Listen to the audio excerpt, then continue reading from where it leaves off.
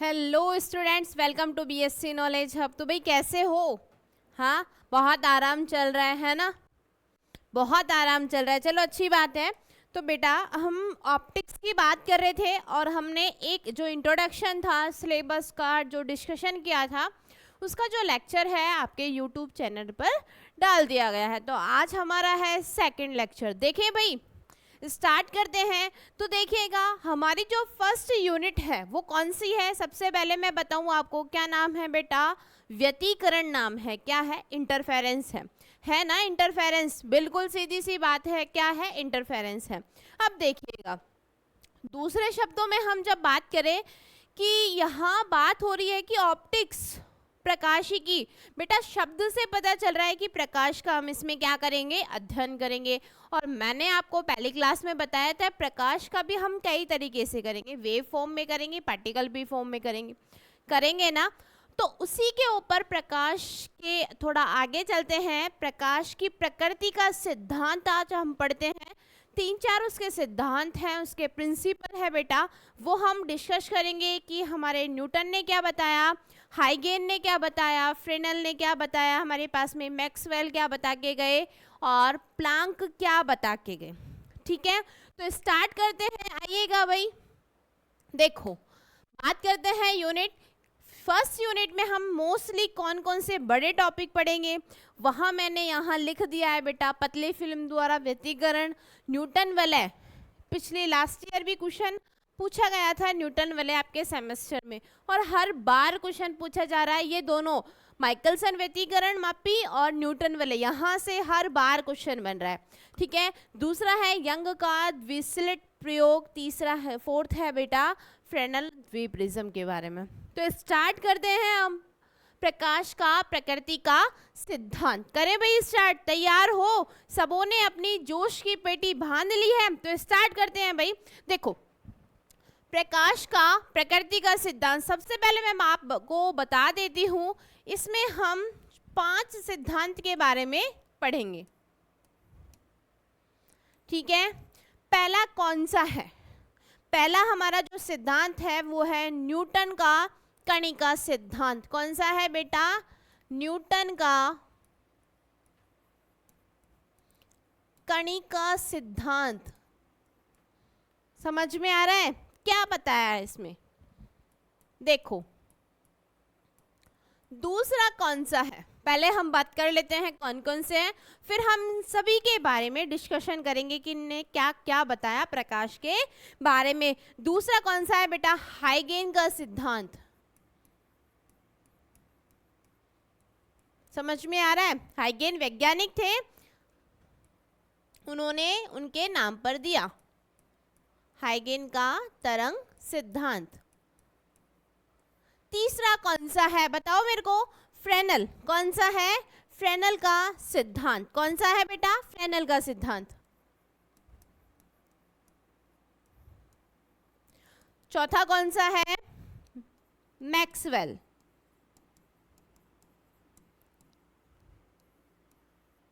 और पांचवा कौन सा है बेटा? प्लांक का सिद्धांत।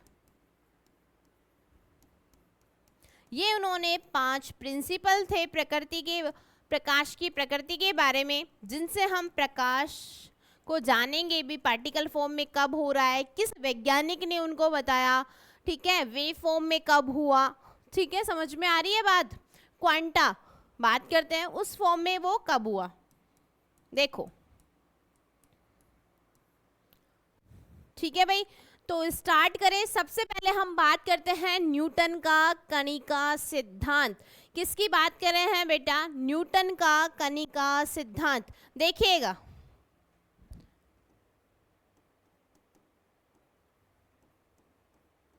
न्यूटन का, ये मैं आपको क्यों बता रही हूँ, देखो चैप्टर स्टार्ट होने से पहले हमें पता चलना चाहिए कि जो चीज़ें वहाँ यूज़ की गई है वो आई कहाँ से हैं। ठीक है, यहाँ एक एक शब्द आएंगे आपके पास में, तरंगाग्र आएगा बेटा, फिर दूसरा आएगा यहाँ पर अनुप्रस्थ, अनुदैर्घ्य तरंगे क्या होती है, उनके बारे में भी हम क्लियर डिस्कशन करेंगे। ठीक है, देखो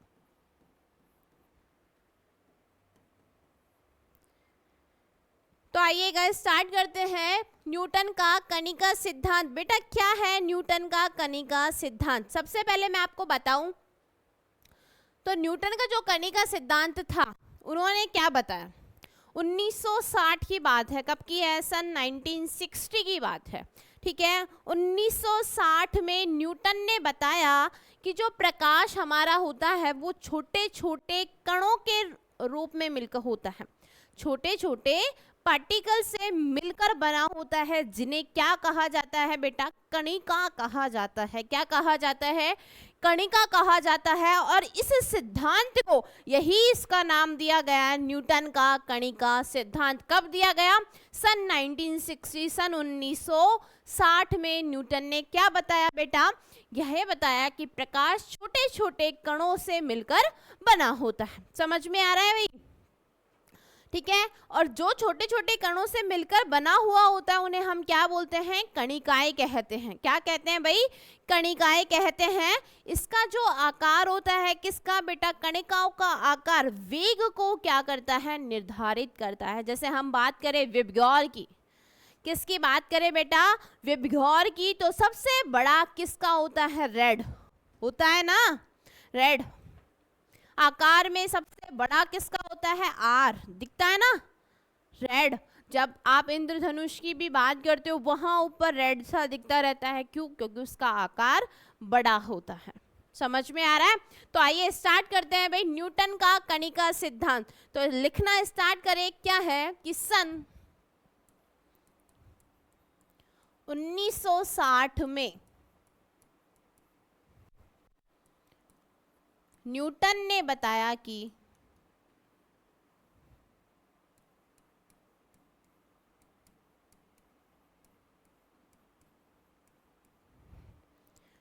प्रकाश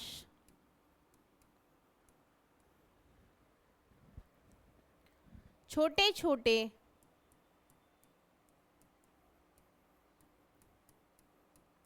कणों से मिलकर बना होता है।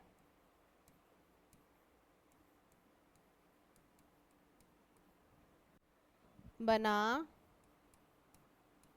होता है, जिन्हें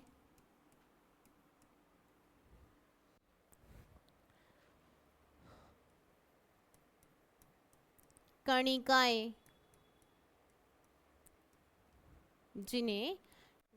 कहा जाता है।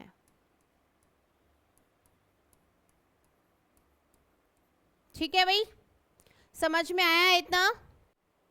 चलो, कणिकाओं का आकार प्रकाश के वेग को निर्धारित करता है। ध्यान रखना, लिख देती हूं मैं ये लाइन भी आपको कि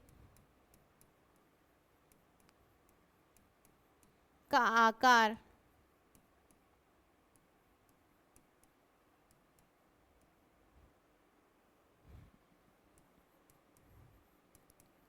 प्रकाश के वेग को निर्धारित करता है।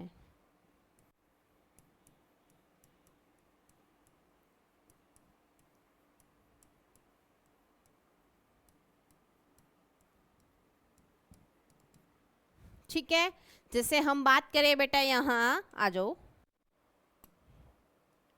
बात करते हैं किसकी बात कर रहे हैं? विबग्योर की।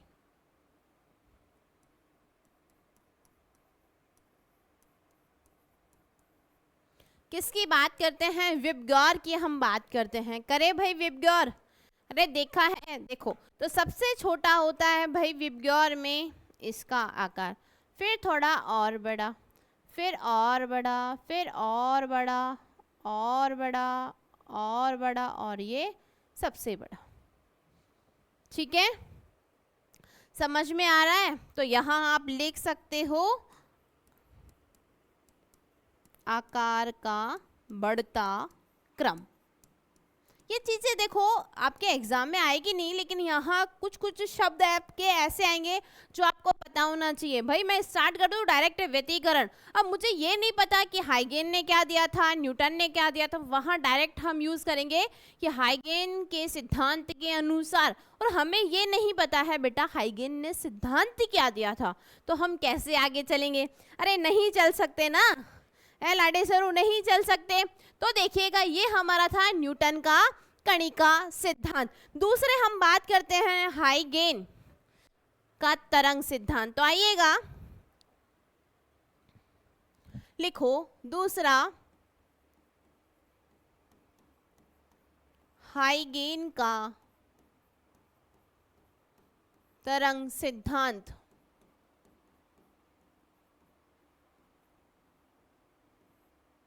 आप देखिएगा क्या था हाइगेन का तरंग सिद्धांत।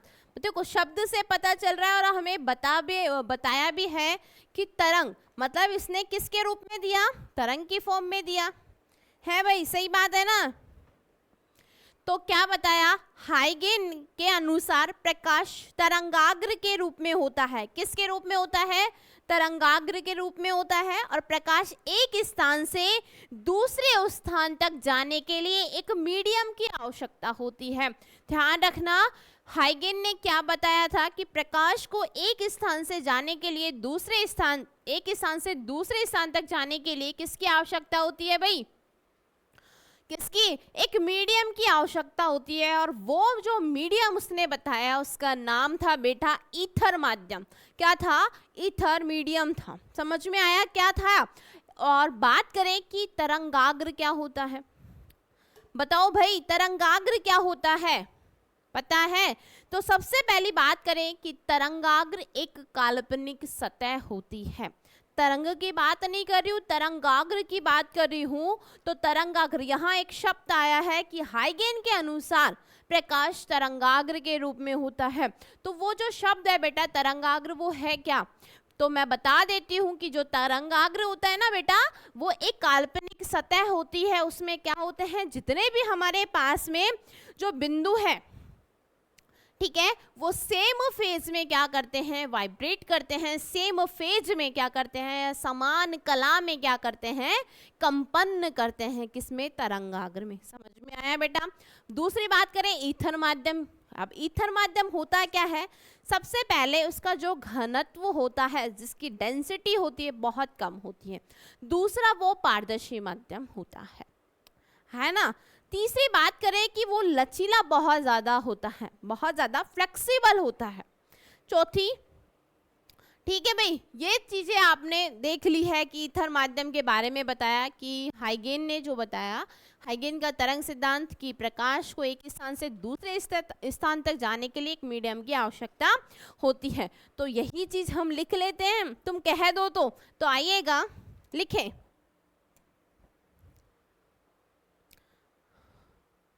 हाइगेन के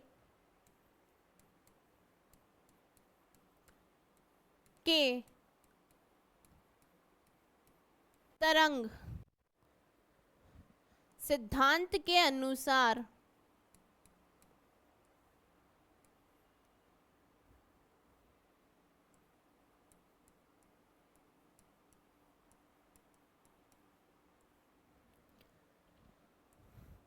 प्रकाश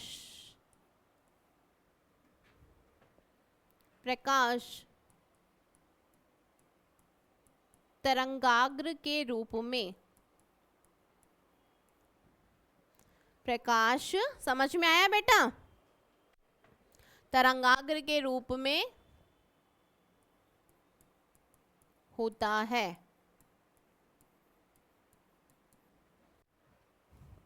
ठीक है, समझ में आ रहा है राइटिंग ठीक लग रही है ना, परेशान तो नहीं हो रहे हो, समझ में आ रहा है।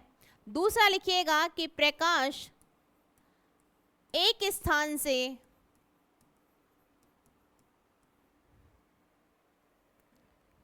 या फिर यही लिख सकते हो, प्रकाश को एक स्थान से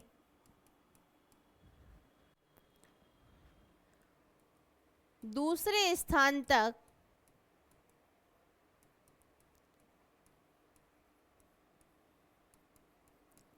जाने के लिए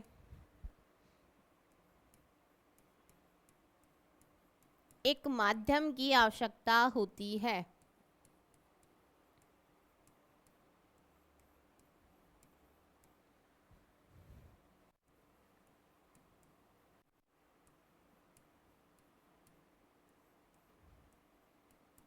होती है। ठीक है भाई। और ये माध्यम कौन सा है? ईथर माध्यम। इस माध्यम को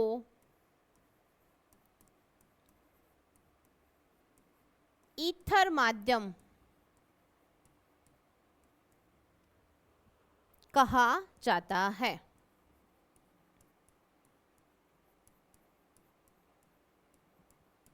देखो, अब बात करते हैं ईथर माध्यम के गुण भी तो पता होना चाहिए ना भाई। ईथर माध्यम है क्या? है भाई, सही है ना? देखो, ईथर माध्यम के गुण लिखो। चले, आ जाओ तो भाई लिखे। पहला, यह एक पारदर्शी माध्यम होता है।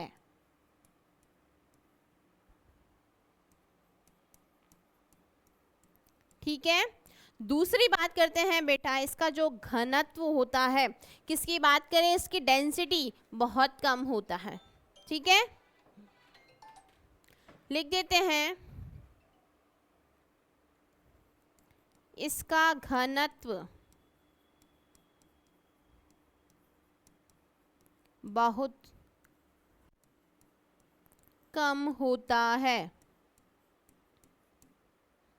तीसरा, यह अत्यधिक लचीला होता है।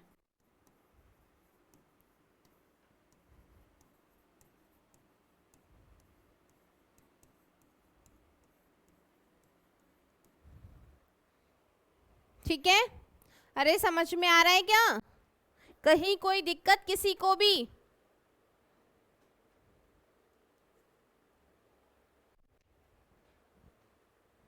यह अत्यधिक क्या होता है? लचीला होता है। कौन सा? ईथर माध्यम। तो ये था हाइगेन का तरंग सिद्धांत। बात आती है भाई, अब किसने दिया? फ्रेनल ने भी तो दिया होगा ना, फ्रेनल नामक वैज्ञानिक ने। अब उन्होंने क्या दिया, ये भी तो हमें पता होना चाहिए। तो देखते हैं फ्रेनल का सिद्धांत क्या था। ठीक है, फ्रेनल ने क्या बताया था वो भी हमें पता होना चाहिए। तो हम थर्ड बात करते हैं, किसकी बात करते हैं? फ्रेनल का सिद्धांत। लिखिएगा,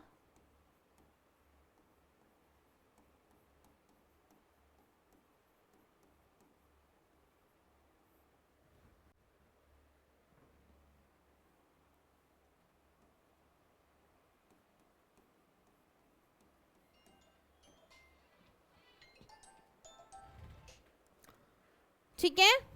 देखो, फ्रेनल का जो सिद्धांत था उसके अनुसार प्रकाश की कैसी प्रकृति होती है? अनुप्रस्थ होती है। कैसी प्रकृति होती है भैया?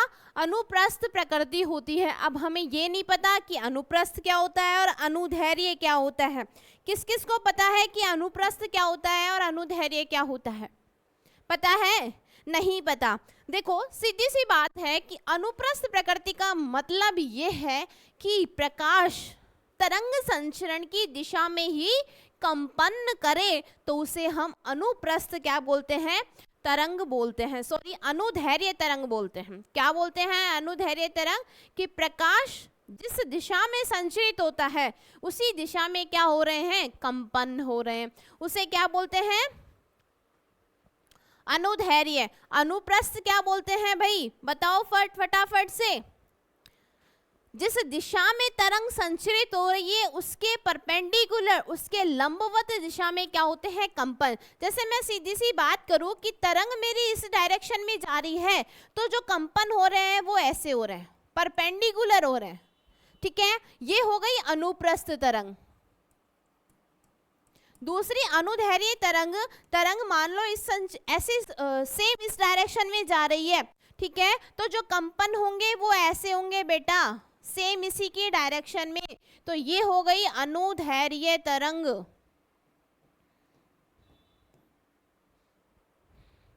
पता चल गया? तो ये साइड में जो चीज मैं बोलती जा रही हूँ वो साइड में नोट कर लेना, क्या क्या चीजें होती है। ठीक है, देखो तो हम कहाँ थे बताओ? फ्रेनेल के सिद्धांत पर थे ना, तो फ्रेनेल का क्या सिद्धांत था हमारे पास में? फ्रेनेल के अनुसार प्रकाश की जो प्रकृति होती है वो कैसी होती है? अनुप्रस्थ होती है। ठीक है, तो लिखिएगा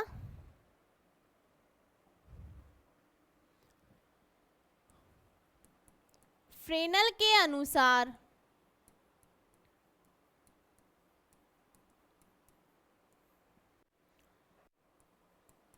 प्रकाश की प्रकृति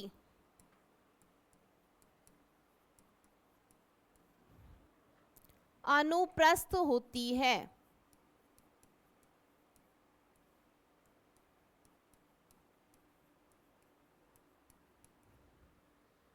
ठीक है, क्योंकि प्रकाश का क्या है यहाँ?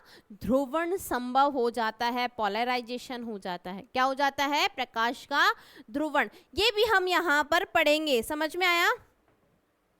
तो देखिएगा प्रकाश अनुप्रस्थ होती है क्योंकि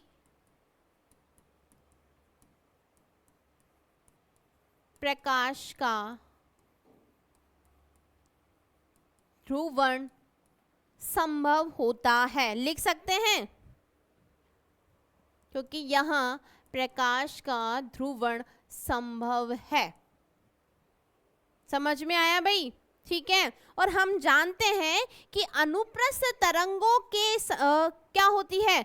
अनुप्रस्थ तरंगों को संचरित होने के लिए किसी भी माध्यम की आवश्यकता नहीं होती है। ध्यान रखना, अनुप्रस्थ तरंगों को संचरित होने के लिए किसी भी मीडियम की आवश्यकता नहीं होती है। लेकिन हमारे पास में जो हाइगेन साहब थे वो तो ये बता के गए कि प्रकाश को एक स्थान से दूसरे स्थान तक जाने के लिए एक माध्यम की आवश्यकता होती है। लेकिन अब यहाँ फ्रेनेल जी आए, फ्रेनेल जो भाई साहब है वो आए और उन्होंने क्या बोल के चले गए? भाई माध्यम की आवश्यकता नहीं होती है। किसको? अनुप्रस्थ तरंगों को। तो यहाँ पर जो हाइगेन का जो सिद्धांत था वो असफल हो गया। ठीक है भाई, आइएगा तो हम क्या लिखेंगे? हम जानते हैं कि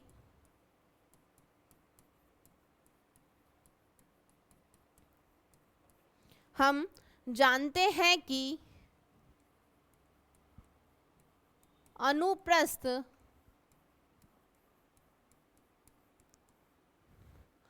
तरंगों को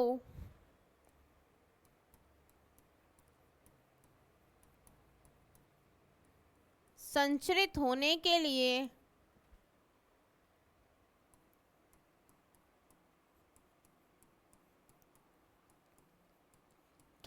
किसी माध्यम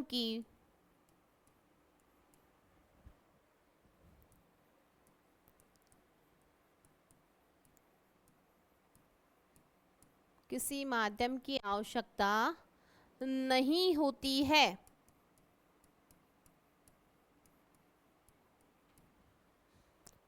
ठीक है भाई, किसी भी मीडियम की आवश्यकता नहीं होती है। अर्थात यहाँ पर जो हाइगेन का सिद्धांत था वो असफल हुआ। तो हम यहाँ लिख सकते हैं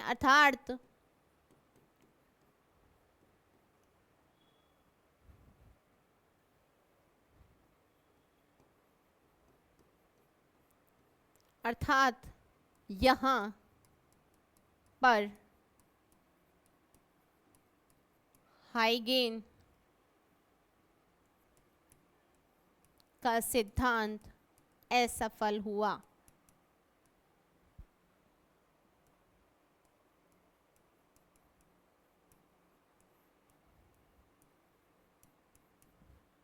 ये किसकी बात थी? हमारे पास में फ्रेनेल भाई साहब की। अब आए हमारे पास में मैक्सवेल साहब। तो मैक्सवेल ने क्या बताया कि प्रकाश विद्युत चुंबकीय तरंगों के रूप में होता है। किसके रूप में होता है? इलेक्ट्रोमैग्नेटिक वेव के रूप में होता है। अरे जब इलेक्ट्रोडायनेमिक्स पढ़ते हो वहां पढ़ते हो ना, इलेक्ट्रोस्टेट मैग्नेटोस्टेट, सेकंड जो आपका वो था सेमेस्टर था, वहां आपने यही चीजें पढ़ी। इलेक्ट्रोस्टेट, मैग्नेटोस्टेट और इलेक्ट्रोमैग्नेटिक वेव, एक ही अलग से पूरी यूनिट थी इलेक्ट्रोमैग्नेटिक वेव की, थी ना भाई सेकंड सेमेस्टर में? भूल गए? अभी तो एग्जाम दिए हैं, रिजल्ट आना बाकी है भाई। लाडे से रो हैं बाकी है ना, तो आएगा रिजल्ट भी। तैयार हो सब रिजल्ट के लिए, अच्छा रिजल्ट आएगा। चौथा क्या है बेटा, मैक्सवेल का सिद्धांत।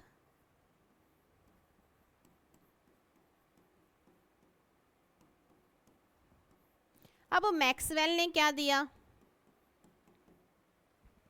क्या दिया मैक्सवेल ने, मैक्सवेल का सिद्धांत क्या था हमारे पास में। तो लिखते हैं कि मैक्सवेल के अनुसार प्रकाश विद्युत चुंबकीय तरंगों के रूप में होता है। तो लिखते हैं कि मैक्सवेल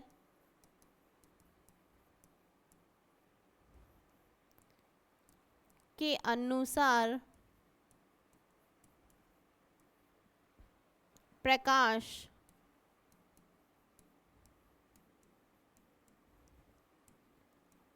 विद्युत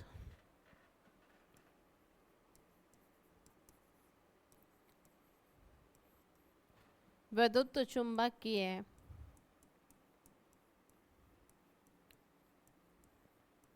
रूप में होता है। ठीक है भाई, बैठ गया सेट। अब बात आए, लास्ट आए भाई प्लांक साहब, प्लांक का सिद्धांत। अब इन्होंने क्या बताया, इन्होंने बताया कि प्रकाश जो है छोटे छोटे बंडलों के रूप में होता है। क्या बताया प्लांक साहब ने, क्या बताया कि जो हमारे पास में प्रकाश होता है वो छोटे छोटे बंडलों के रूप में होता है, जिन्हें हम क्या कहते हैं भाई, क्वांटा कहते हैं। तो क्वांटम मैकेनिक्स कहाँ से आई है, तो क्वांटा कहाँ से आया है, वहीं से तो आया है ना भाई, आया है।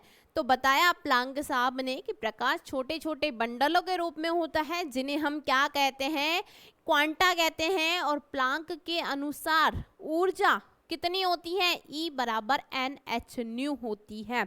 क्या होती है, En बराबर NH न्यू, ऊर्जा का क्वांटम। ठीक है भाई, क्वांटा। तो लिखिएगा प्लांक के अनुसार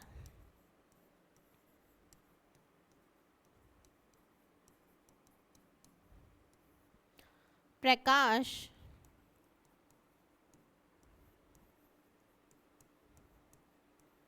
छोटे छोटे बंडलों के रूप में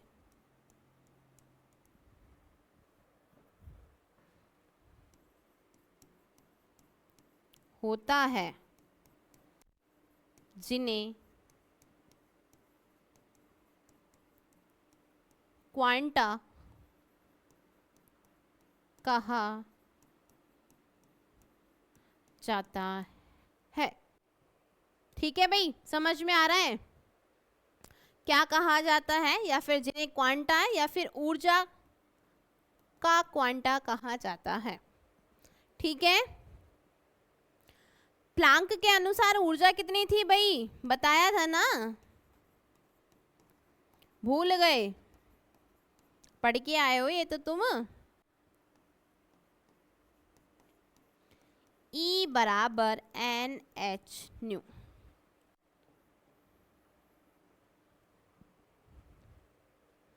ठीक है भाई, समझ में आया क्या था ये।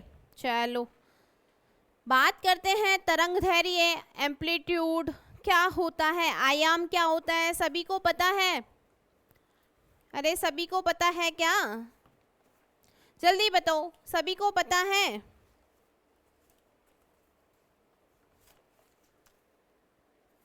क्या होता है, क्या होता है भाई, फटाफट से बताओ, जल्दी बताओ क्या होता है।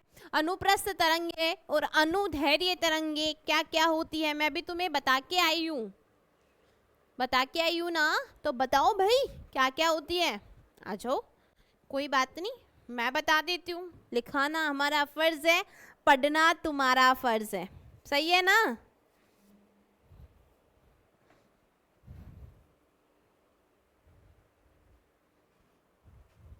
तो लिखिएगा यहाँ पर छोटे छोटे टॉपिक्स के रूप में, पहले अनुदैर्घ्य तरंगे,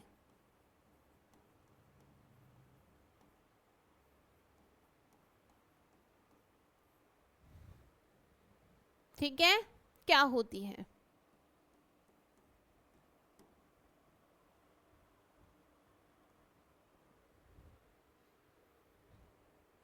लिखें। अनुदैर्घ्य तरंगे क्या होती है? ऐसी तरंगे जिनमें कण क्या करे? तरंग संचरण की दिशा में कंपन करे। तो लिखेगा कि अनुदैर्घ्य तरंग ऐसी तरंग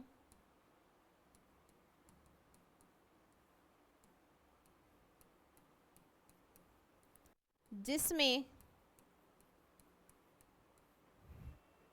कण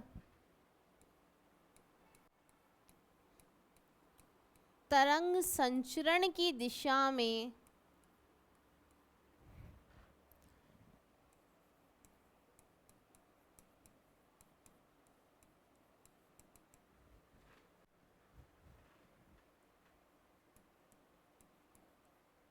कंपन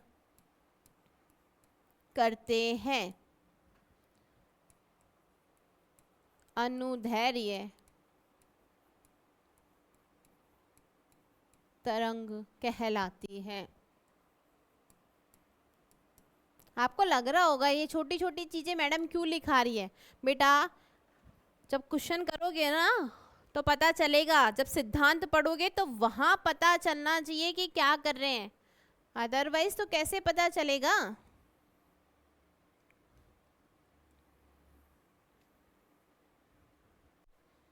ठीक है, अदरवाइज तो कैसे पता चलेगा? नहीं पता चलेगा ना, है सही बात है ना?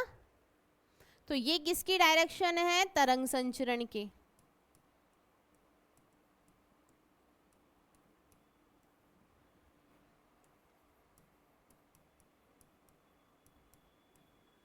ठीक है, और वाइब्रेशन सेम इसी उसमें हो रहा है।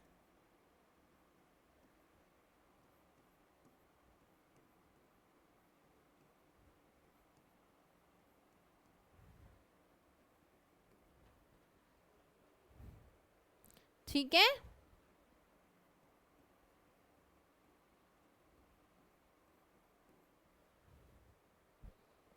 दूसरी बात आती है हमारे पास में अनुप्रस्थ तरंग।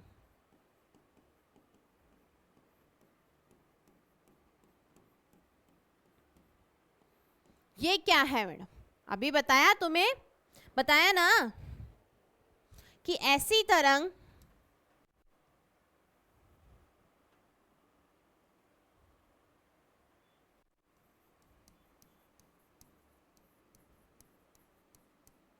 ऐसी तरंग जिसमें कण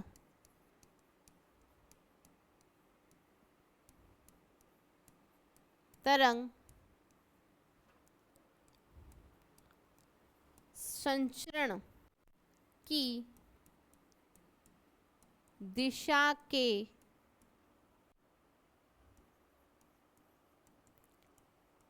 लंबवत कंपन करते हैं।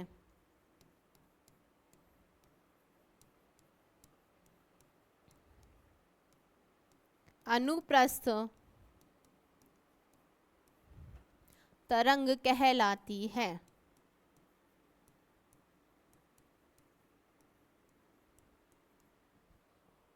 ठीक है भाई, क्या है अनुप्रस्थ तरंग? जी हाँ भी, वापस से डायग्राम बना दीजिएगा।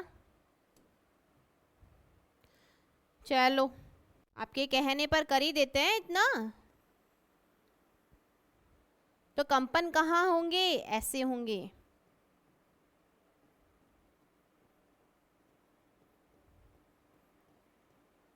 ठीक है, ये किसकी? तरंग संचरण की दिशा। ठीक है, समझ में आ रहा है? यहाँ तक किसी को कोई भी चीज़ की प्रॉब्लम हो तो मुझे बताओ कि मैडम यहाँ तक हमें दिक्कत आई है भाई? नहीं आई। अब बात आती है तरंग दैर्घ्य, आवर्त काल और आयाम की।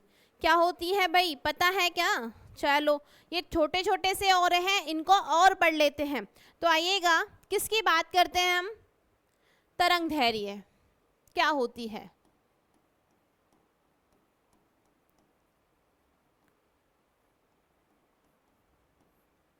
जिसे हम लैम्बडा से क्या करते हैं? रिप्रेजेंट करते हैं। क्या करते हैं? रिप्रेजेंट। किसी तरंग द्वारा, ध्यान से सुना, किसी तरंग द्वारा एक आवर्तकाल में तय की गई दूरी क्या होता है? 1 मिनट रुकिएगा भाई।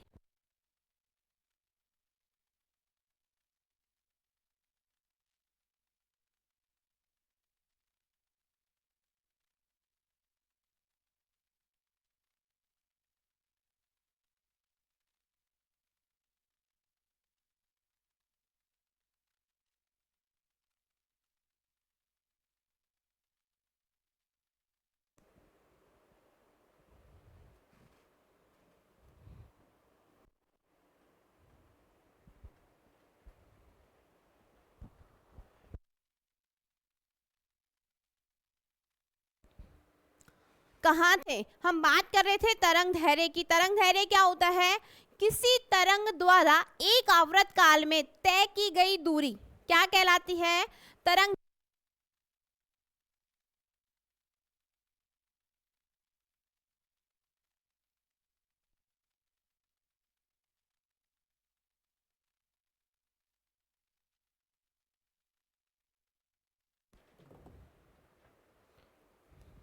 देखो, तरंग धैर्य की बात होती है। क्या है तरंग धैर्य?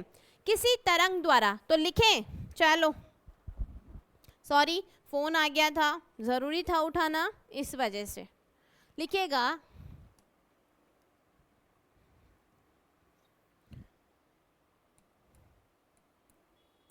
किसी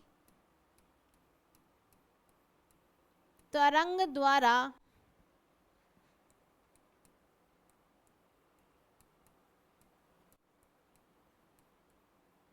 एक आवर्तकाल में तय की गई दूरी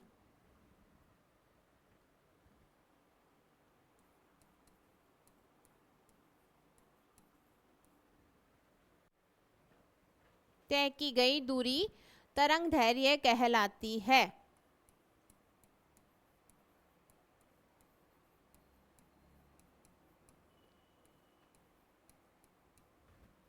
इसे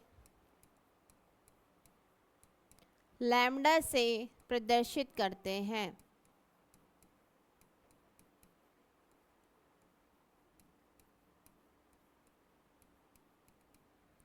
ठीक है, समझ में आ गया तरंग धैर्य क्या है हमारे पास में? चलो, एम्पलीट्यूड समझ में आता है क्या होती है? क्या होता है? माध्यम स्थिति से अधिकतम विस्थापन क्या कहलाता है? एम्पलीट्यूड। आयाम जिसको आप बोलते हो ना, आयाम, एम्पलीट्यूड। ध्यान रखना, मैं बोल रही हूं साथ साथ क्या है कि किसी तरंग में लिखो, किसी तरंग के माध्य स्थिति से तरंग के माध्य स्थिति में अधिकतम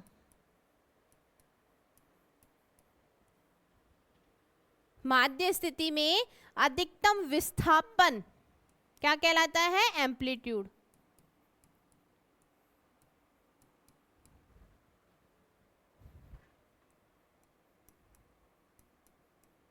आयाम कहा जाता है। ठीक है, समझ में आ गया एम्पलीट्यूड क्या है? अब देखो मैं शो कर देती हूं तुम्हारे सामने एम्पलीट्यूड। तो ये क्या है? यही हमारे पास में एम्पलीट्यूड है और इसको ए से रिप्रेजेंट करते हैं। ठीक है भाई, समझ में आया? और देखना, ये ऊपर का इसको बोलते हैं श्रृंग और इसको बोलते हैं बेटा गर्त यानी गड्ढा। ठीक है, और टोटल हमारे पास में लैम्डा कितना होता है? ये हमारे पास में लैम्डा होता है।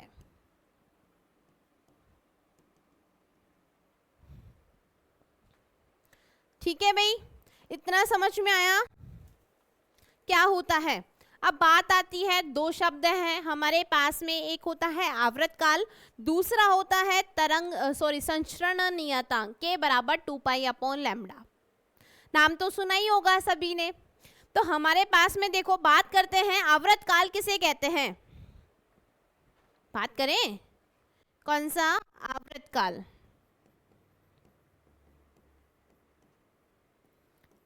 टी से इसको रिप्रेजेंट करते हैं। होता क्या है बताओ भाई फटाफट से, आवर्त काल क्या होता है, किसी तरंग के एक चक्र, चक्र मतलब जानते हो, एक चक्र में लगा समय, ये वाला, किसी तरंग के एक चक्र में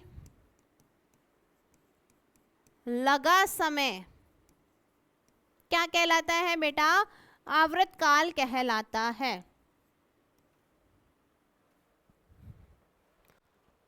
ठीक है,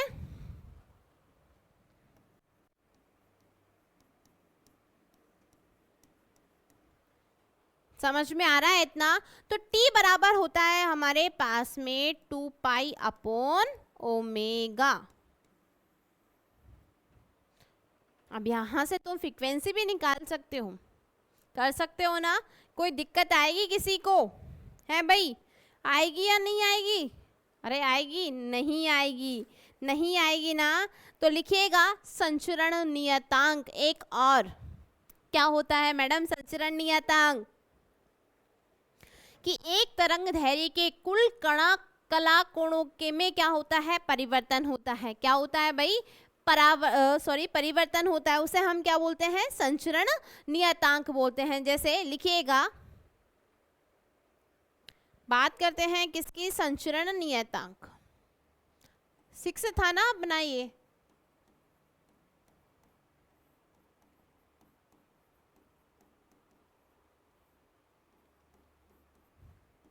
इसको के से रिप्रेजेंट करते हैं, किससे करते हैं, के से दर्शाया जाता है।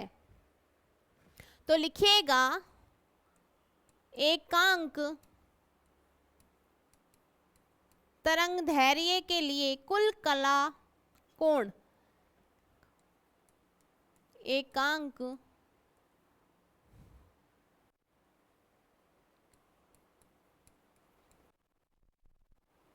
तरंग दैर्ध्य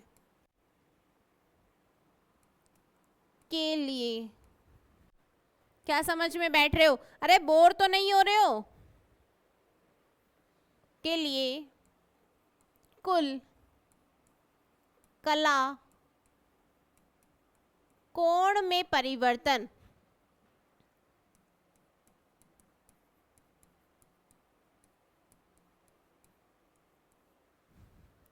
संचरण नियतांक कहलाता है।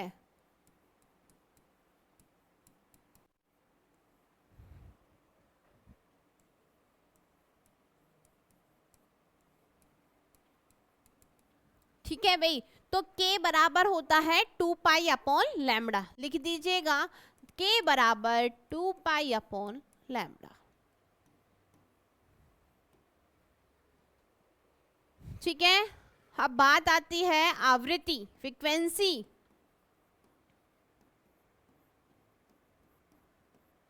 क्या होती है आवृत्ति बताओ भाई, 2 तरीके से होती है, कोणीय आवृत्ति और ये सिंपल आवृत्ति, f से रिप्रेजेंट करते हैं ना इसको तो, और कोणीय आवृत्ति को बेटा ओमेगा से रिप्रेजेंट करते हैं ना, समझ में आया। तो लिखिएगा कि एक आवर्त काल में कंपनों की संख्या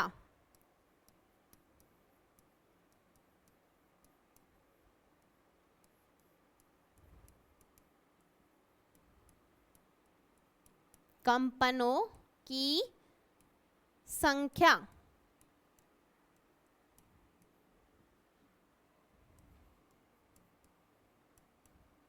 आवृत्ति